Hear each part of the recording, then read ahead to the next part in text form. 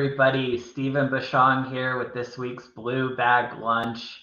Well, I suppose it had to happen sometime. We've come to the end of National Colorectal Cancer Awareness Month, and what a month it has been. On behalf of the entire Colorectal Cancer Alliance, thank you to everyone who has taken part by sharing, advocating, getting checked, and donating. Ending this disease really will take every one of us. On Wednesday, we'll be sending an email to all of our subscribers with an update on this month's impact. We have some really encouraging numbers to share with you all. But today, I said I'd close out this Blue Bag Lunch series with a dose of hope. And that's just what we're going to do today. Joining us are at least two allies. We might have a third joining us shortly, who bring such a positive presence despite the rough paths they followed with this disease. I hope if you're newly diagnosed or struggling, you see yourself in them and take some hope away from this conversation. So now I'm going to introduce George and Kelly to the stream. Thank you for being here, both of you. Thank you for having us. Absolutely. You bet. So I thought we'd begin just by letting you introduce yourselves. George, did you want to take a first try? Sure. I'm George Langabeer. I live in Omaha, Nebraska. I'm 49, diagnosed in October 2022 when I was 48, and just living the life and fighting the fight. Great. How and when were you diagnosed? October 2022. Had some symptoms in the old toilet. I had a pilonidal cyst back in high school that was on my tailbone, and I had a doctor that basically the original surgeon kind of butchered me removing it. And then I went to a plastic surgeon and he told me about local wound care. So as weird as it is, I've always really taken good care of that area to the point where it was too much. I kept myself too clean because I'm also a germaphobe and a neat freak. So I took really good care of that area. Let's just put it that way. So I was very in tune with it. But in October of last year, I just really noticed a difference, and I could tell there was new blood. And I went in and got a colonoscopy, and they found 2 precancerous polyps and a growth that they thought was cancer. And the next day, they confirmed it was after a biopsy. There it was. All right. Thank you for sharing that with us, George. Yep. Kelly? Hi, everyone. My name is Kelly Bonito. I live in Bradley Beach, New Jersey. I am a stay-at-home mom. I am a network marketer. I help encourage and empower others to become leaders and give people an opportunity to live a healthier lifestyle. I was diagnosed with stage 3 colorectal cancer when I was 28 years old. I am now 31, and I was diagnosed 2 months or 3 months before the pandemic hit. I have heard about the pandemic diagnoses, and that can be pretty tough.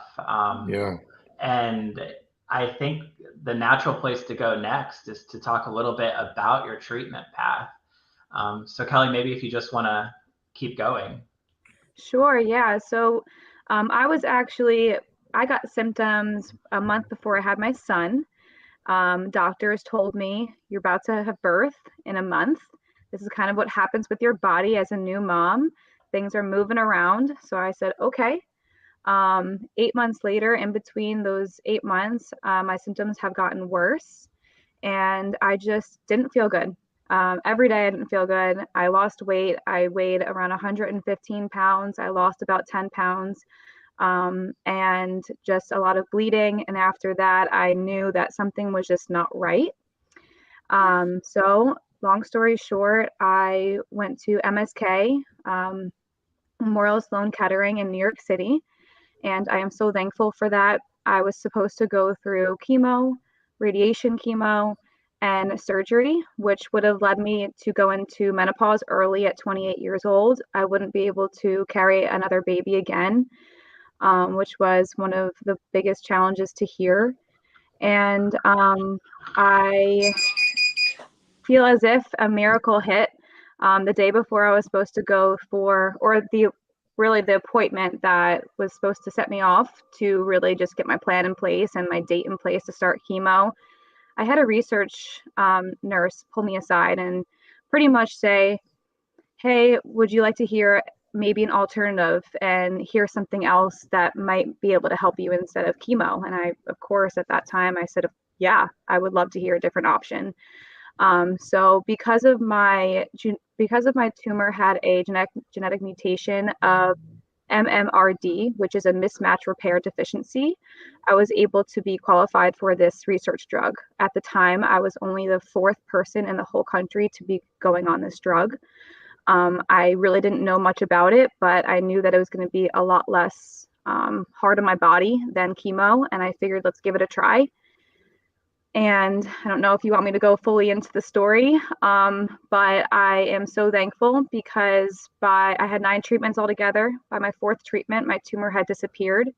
By my 4th treatment, my tumor was halfway gone. And by my 9th treatment, my tumor was completely disappeared. It was completely a miracle. And I'm now able to be pregnant, which I am right now, 23 weeks with a baby girl. And this drug completely changed my whole life, my quality of life, and it's pure miracle.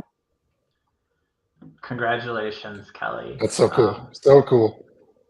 Yeah, it really shows the power of, advancing science and clinical trials. So thank you for sharing all of that with us, and congratulations once again. I'm so excited because Kecia has joined us on the call. Hi, everybody. How are you? There she is. George, we'll get to your treatment journey, but I want to give Kecia a chance to introduce herself. So if you just want to, say a little bit about yourself, where you're from, how you were diagnosed, etc. Sure, absolutely. Well, I am Kecia Johnson, and I reside in Los Angeles, California. I was diagnosed with stage 3B colorectal cancer on August 6th of 2020 in the height of a pandemic.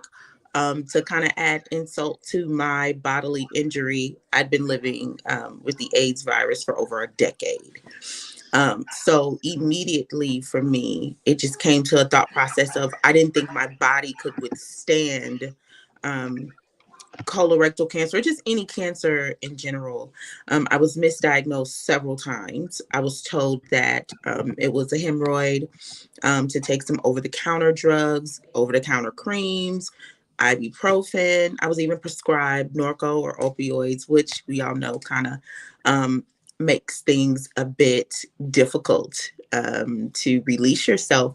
So needless to say, I was in a tremendous amount of pain. The pain began in April 2020. I was not diagnosed until August 2020. By the time I was diagnosed, I was diagnosed in a different state than where I lived. I had to just immediately, abruptly not go back home here to California. And I had to undergo treatment in Wisconsin, which is where I was born. And foreign doctors, foreign everything. A couple weeks later, went right into chemo and radiation. There were no other options. My colorectal surgeon, Dr. Corlick, who was amazing, felt like if I did have surgery, I would be on a colostomy bag indefinitely.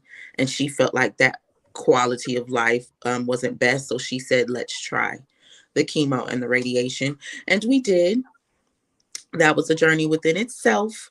I ended up getting in the burn unit. I had stage 2nd degree burns from radiation. I could not complete radiation because it burned me so bad.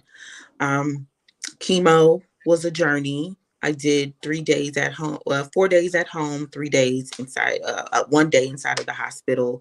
And it totally, changed my life. I immediately was told that I would no longer be able to have kids. I had just had my daughter a year prior to being diagnosed.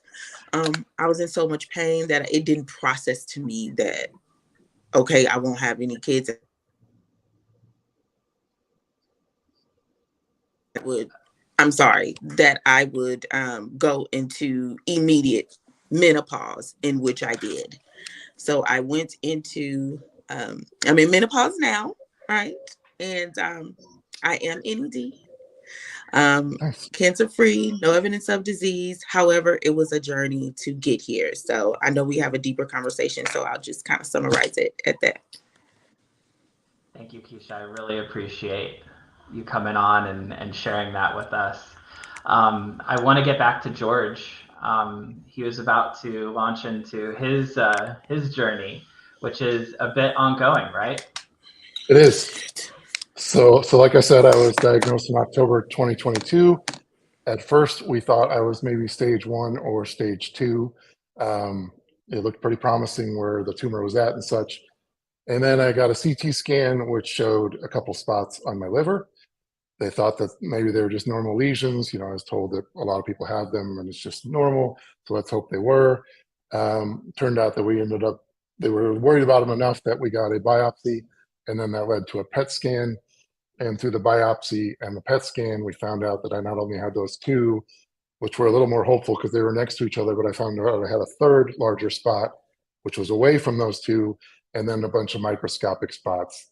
So at that point, immediately became stage 4, and they were a little worried that they wouldn't be able to do the normal liver surgery because of them not being close together. Multifocal is what they called it. And so at first, when I thought I was going to be stage 1 or 2, we were just going to do the colon surgery. I was actually a day away from getting that surgery when I got the biopsy. And so we immediately had to pump the brakes on that and decided to just go right into chemo, which was FOLFOX. And so I started that, and I got through 4 rounds, and then I had a bowel blockage, which, I just felt, I've been pretty regular about going to the bathroom. And there was a day I was recovering from chemo that I just wasn't going, and I was worried about it.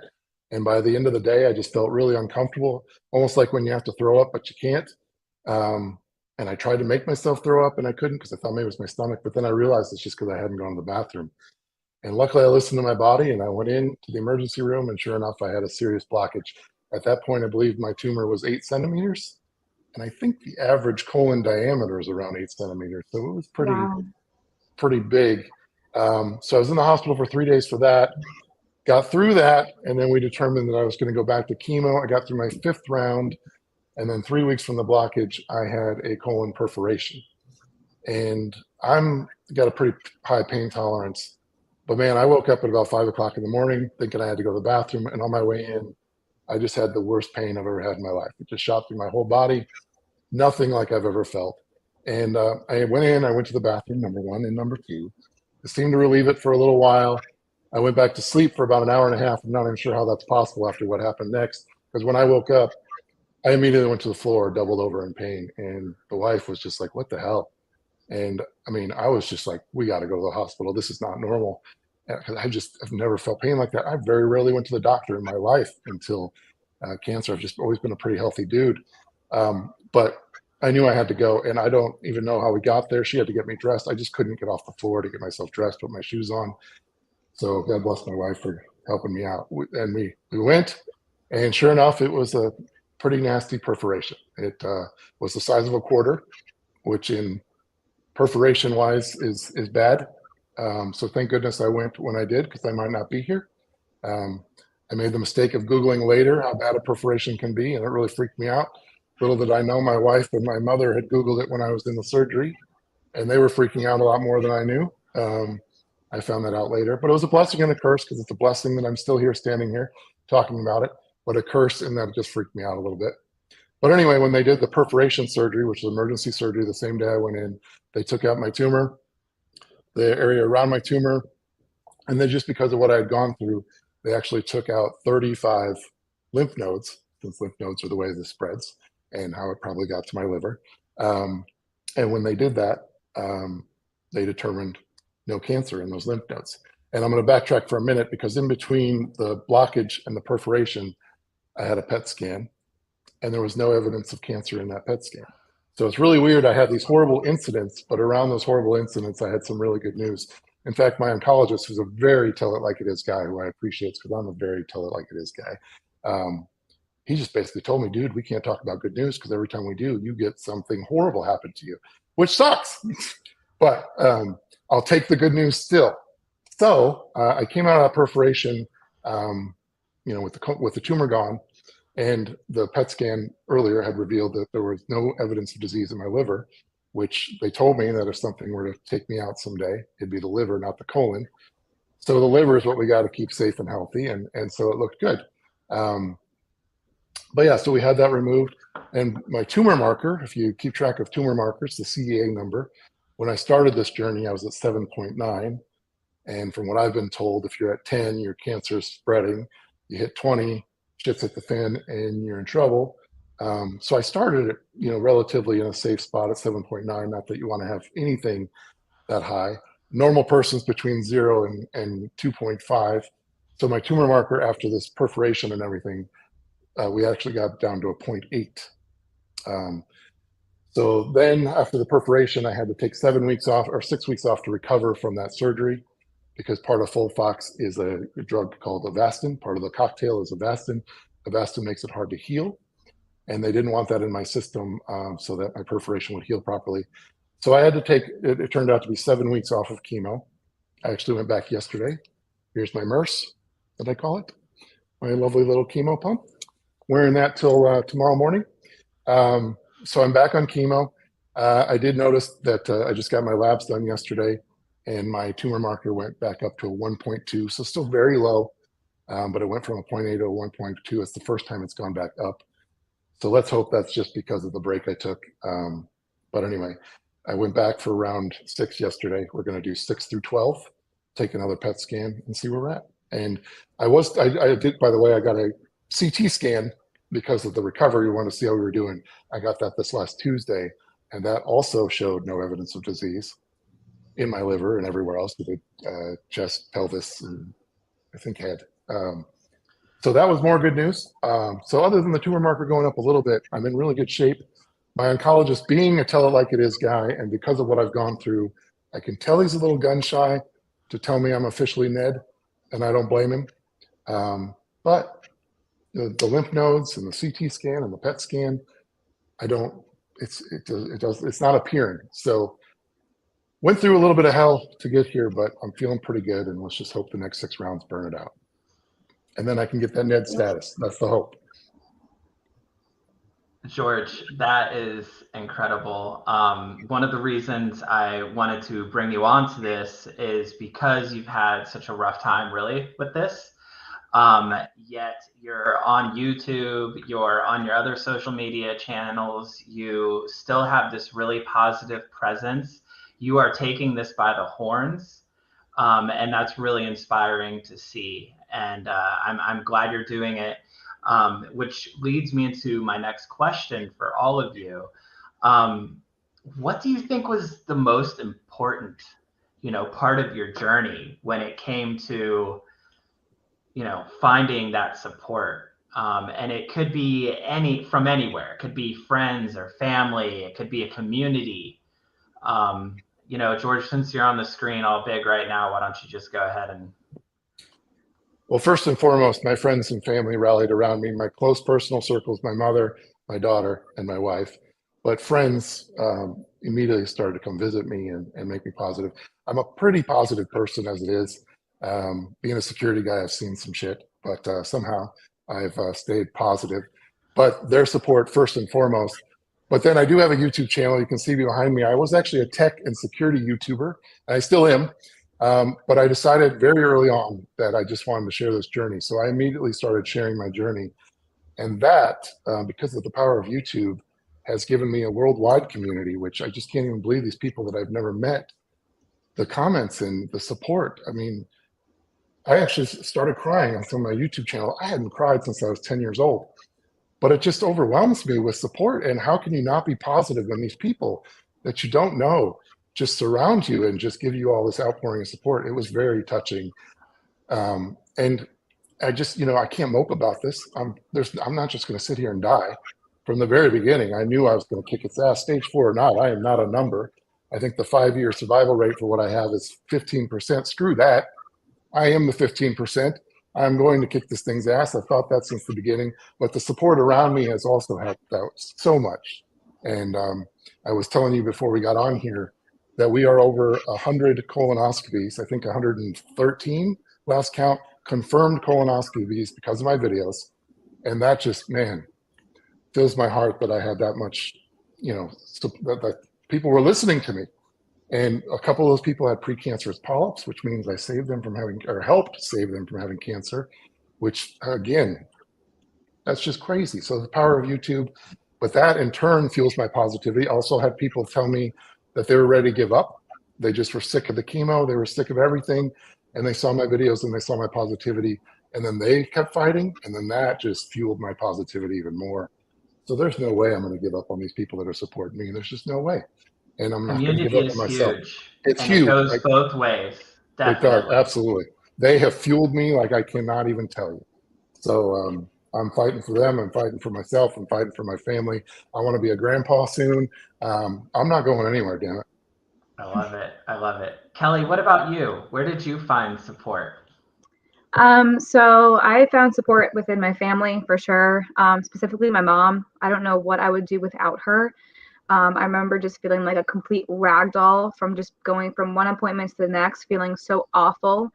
And my mom is such a smart, caring, kind woman. And she was there every day with a notebook and a pen, writing things down, asking all the questions, seeing what I needed, when I needed it. Told me just to get in the car. She always had a heating pad, a blanket. She was just so there for me all the time to this day. I don't know what I would have done without her. My other little supporter was my 9-month-old, my 10-month-old at the time, seeing him every single day. He was the reason why I got up every day. He was the reason why I fought through the pain. And then to be honest with you, in the back of my mind, I've always wanted a bigger family. And I said to myself, I'm going to have another baby. This is going to happen. And that was one of my biggest strengths was this is going to happen for me. I'm going to find a way. And I just had a light about me from day one. I'm a very headstrong person. Whenever I'm going through something hard, I'm one to block everybody out. So me searching for a community never really happened. I was always just in the back of my mind, knowing that there's a light, whether it's going to be the hard way or the way that I ended up going through. I knew that there was going to be some type of light.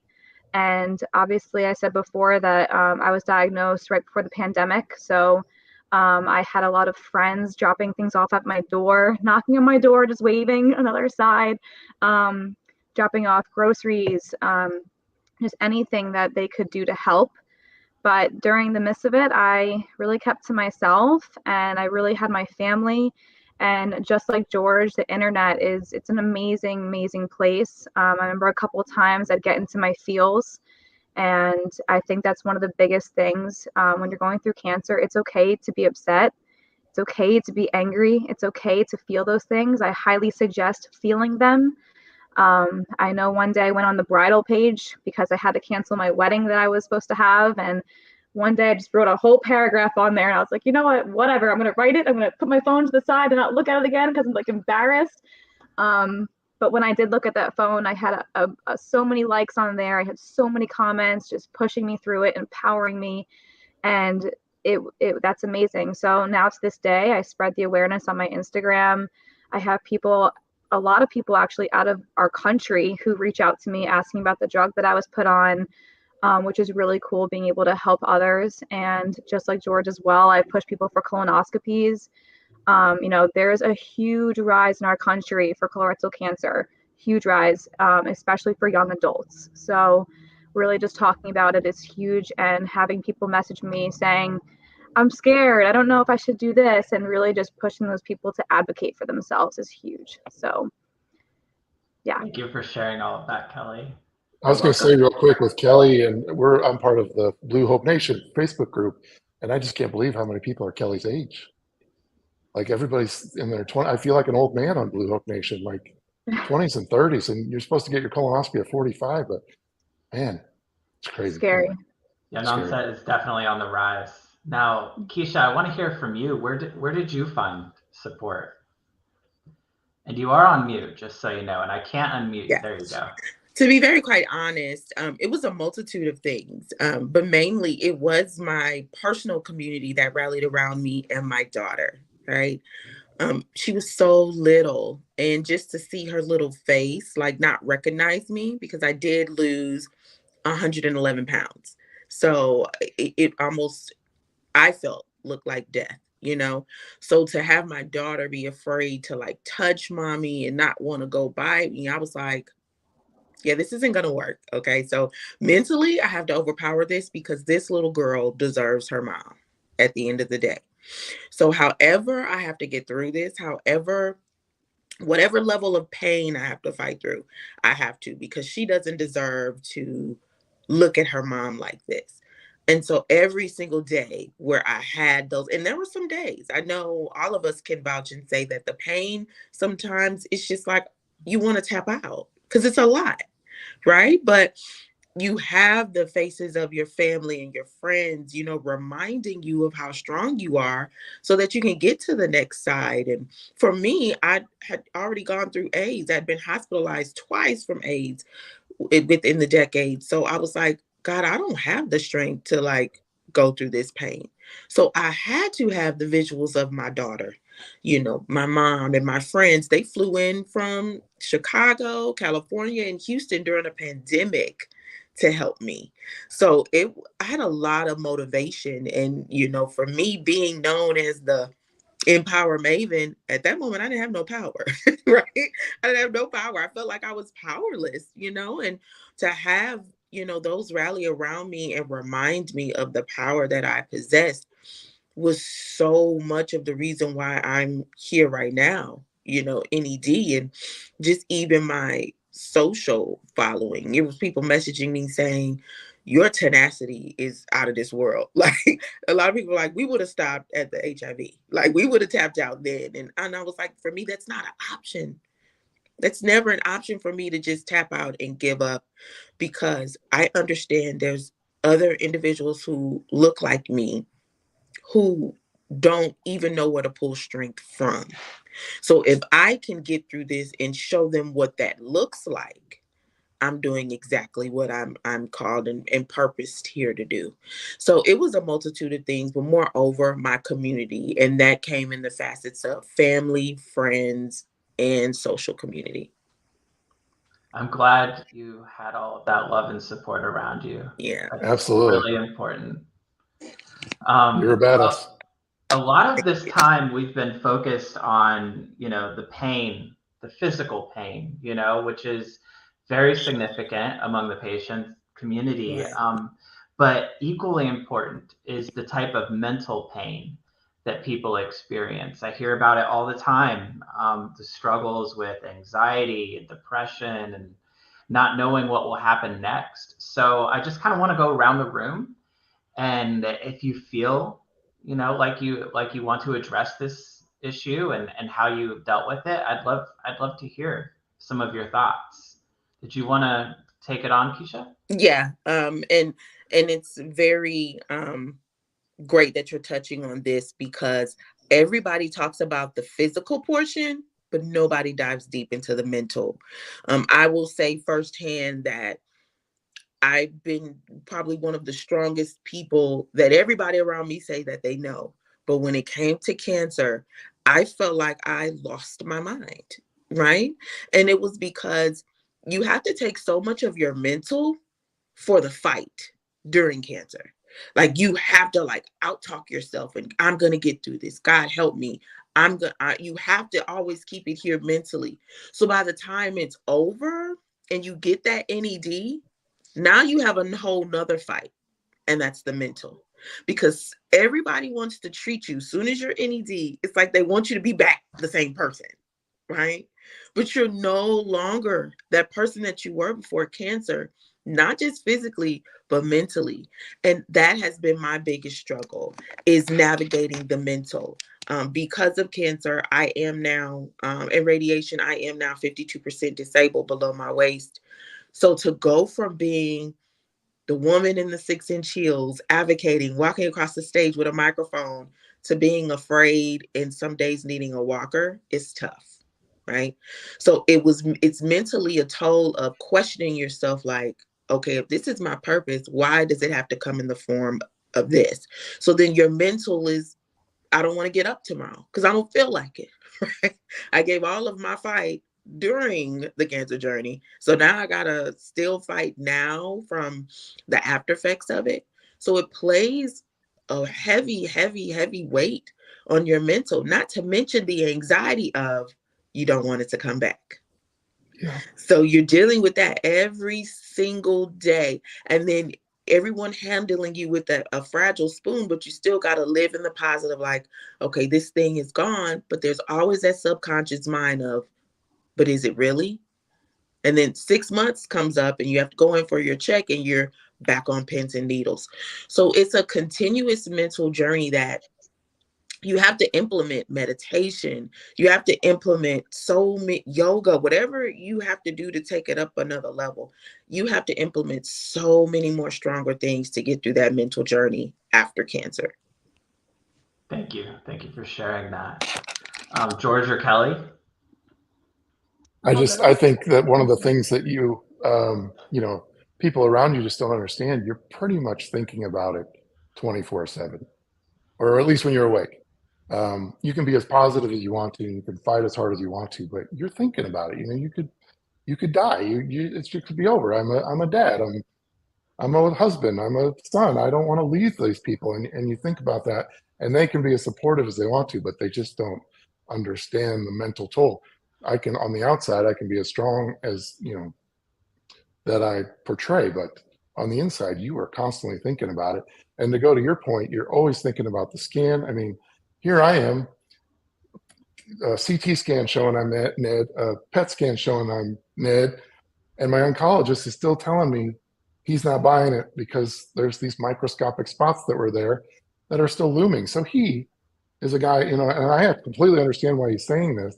But when he tells me that, how am I not going to always think that it's always there? So even if he told me, oh, you're officially NED, so you just always think about that. And you think about the survival rate. And I told you I'm not a number, but you can't help but think about it. And unless you got support like you lovely people or the Blue Hope Nation or these groups that have been through it, it's just so hard for people to understand how much you think about it. And, anxiety and depression. We lost my wife's brother to a rare form of cancer. And I think about him and how hard he fought. But, he had suffered from depression at one point in his life. And so that just added to it. And then what that did to his family, you think, so I have that to think about. We had a birthday a day apart, and he was my age. And, if we took him, it could take me. And then I'm left thinking, we can't have two deaths in the family. It's just so much to think about all the time, and it just never leaves your brain. George, have you found any strategies or practices that have helped ease that for you at all? Or are you still just taking it head on? I'm taking it head on, and it's the support. Especially the YouTube thing has helped me so much, because I feel like if I'm being there for these people and I'm playing a role in awareness and serving a purpose in this whole thing, if I've got it, I might as well help people. That has really helped me the most, and that and my family. I mean, I have basically the only thing that's bothering me right now is this damn colostomy bag. And, the MRSA, getting back to the MRSA, I got to tell you, it was nice to have a 7-week break from chemo. So, I'm about to go out in public after this and go hang out with my daughter. And I'm thinking about having the colostomy bag and the MRSA. But my wife told me yesterday, those things are helping you still be here. And so it's people telling you stuff like that. She's absolutely right. And you just got to think of the bright side. Number one, take every day that I feel healthy. I don't care if I've got these things on me right now or not. I feel healthy. Every day that wasn't like that perforation or blockage is a blessing. And you just got to thank goodness for every day you feel good. And for you two that are officially NED, it sucks to always think about it, but you just kind of take every day as a blessing that you're healthy. And I jokingly tell my wife when she's complaining about something, well, at least you don't have stage 4 cancer. And it's hard not to say stuff like that, because you want to tell a lot of people, like, shut the freak up, because there's worse things that could happen to you. And, AIDS and cancer, you've been through it. You're a badass. You just, it'd be hard to not tell people, hey, shut up. There's bigger problems in the world. But anyway, it's mostly the support that really helps me. That's been the key. Having a close circle around me, my family and friends, social media, Instagram, YouTube has been huge. Knowing the people around the world help me or love me, it's fantastic. Thank you, George. And I think Kelly wanted to jump in too. Yeah, so for me, during my whole cancer journey, like I said before, I was very headstrong. I didn't let others really see how it was on me mentally. When I was in my sorrows, I was in my sorrows by myself, and other than that, I showed strength. And I really thought that I was really okay, you know, because your physical, because it goes down so much, your mental state really takes over.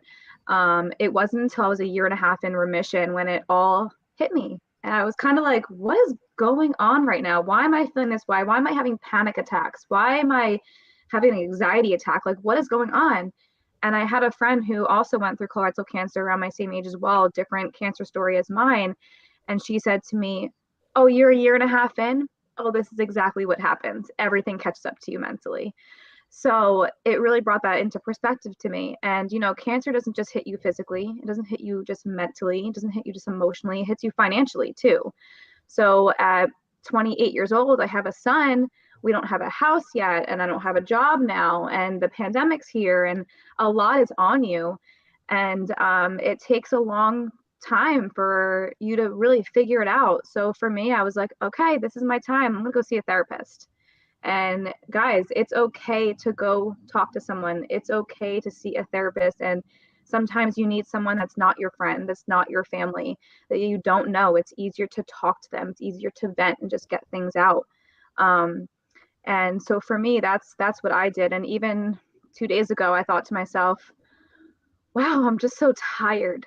You know, I'm tired of a lot of things. I'm tired of the financials. I'm tired of being a mom every day. I'm tired of having to be the wife too, and all these things. And you have a moment of sorrow, and that's also okay. But you also have to know when to jump back in and just say, all right, but I'm here. I'm fighting. I'm still fighting. As cancer survivors, we're still fighting every day, and that's okay. And I think the biggest gift that this cancer has actually given me is this cancer has actually given me power. And I tell it to everyone. It never took my power away. It's given me so much more power. My perspective on life is so different. We try to travel as much as we can. I see the world differently. I see people differently. I am 100 times more kind than I ever was, and I was kind then too. I give people a minute to talk. I give, you know, I'm at a restaurant, I'm nicer to the servers. And I mean, I was a server too, so I was still nice then, but it's just that you have such a better perspective on life because you know how quickly it can be taken away. This cancer is not in my family at all. It came from absolutely nowhere. So, you know how quickly your health can decline in 24 hours, and it just makes you feel a lot more grateful and appreciative to what you have this day. Absolutely. Thank you so much for sharing all of that. You know, you all have been through a lot. I'm hoping you could kind of distill your experience down to like one piece of advice that you might give to a new patient, or maybe even a new caregiver to a patient. I don't know. Kecia, did you want to go first? Yes, my main advice would be to, as bleak and as painful and as chaotic as it looks, you have so much more power than I think in the moment that we all gave ourselves credit for. The word cancer is scary, right? It's scary in itself. However, step back and think of all of the shit, because we could say shit, right? Think of all of the shit that we've gone through pre-cancer, right? And this is just another form of shit we have to grow through to get to the other side. And again, all of you on here are super badasses. I want to let you know. And I give you so much kudos for what you're doing, and just you being a mom and you being a dad and still doing chemo. You're awesome. And just imagine, and patience. Look at those, like those who are on this live, to see where we were and where we are now. Find motivation in others. Try to start early in connecting with those who've gone through what you've gone through, so you can identify with people who look like you.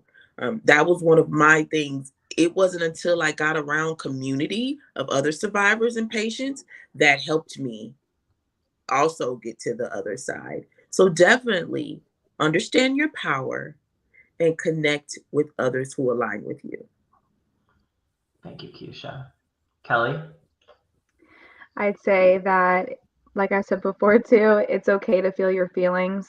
Feel sad when you want to feel sad, feel angry when you want to feel angry, but make sure to know that being happy and still having that strong mindset is extremely important, not just for your mental state, but for your physical state as well. Find a hobby, go for walks, get yourself outside, see the sun. Vent when you need to vent. If you are talking to someone and they're not understanding that you don't want advice, speak up and say, hey, I'm not looking for advice. I just need to get something out. Really advocate for yourself at all times. And yeah, I mean, I got into beading. I never thought I'd be into beading. I was making sunglass chains.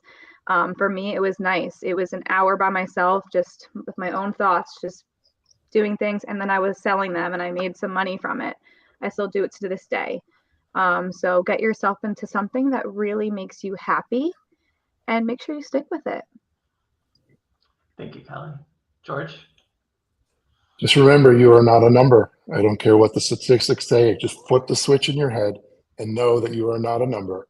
And, as much as it all sucks, the mental, the physical, I mean, moping is going to do you nothing. You just have to flip that switch and stay positive and just try to kick the thing's ass. I mean, that's all there is to it. And like Kelly said, and just find a hobby. For me, the YouTube thing and spreading awareness, just spread awareness however you can. I've got YouTube and that's been a blessing, but you can do it wherever you're at. Because I think if you start helping people and sharing your story, and like Kecia said, you get a community around you with other survivors, spread your story with them. Because I know, like on the Blue Nation Facebook group, that group helps me tremendously. Seeing those stories every day, whether they're good or bad, it just reminds you that there's Ned on the other side of this, or that people are going through stuff that's worse than what you've gone through. That makes you feel thankful, and just being there for them. But just find a community, lean on your family, but just find an outlet.